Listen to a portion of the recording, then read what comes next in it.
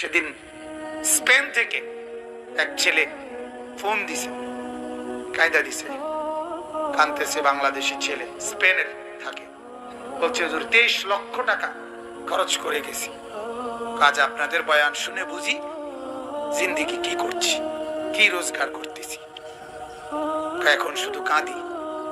বলতেছে হুজুর আমার জন্য দোয়া করবেন, বিড়ি খাওয়া ছেড়ে দিছি, সিগারেট খাওয়া, এখন যখনই সিগারেট খাবার কথা মনে হয় তখন মেসওয়াক আছে আমার কাছে, হুজুর আমি মেসওয়াক চাবাই। অনেক এই ছেলে আমার কানতে কানতে বলতেছে।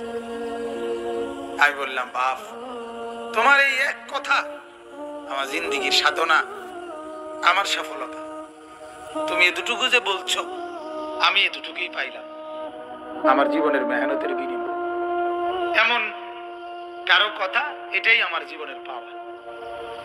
এই আশায় বসে থাকি যে আল্লাহর কোনো বান্দা বদলে যাবে, কোন যুবক নামাজি হবে, কোন যুবক চরিত্রবান হবে, কোন যুবক গুনাহ আর অন্ধকারের রাস্তা ছেড়ে আলোর পথে আসবে। এই জন্য দিবানিশি বলতেছি, অহরহ বলি, বারবার বলি। আল্লাহ তাআলা আমাদেরকে বলার, আপনাদেরকে শুনবার তৌফিক দান করুক।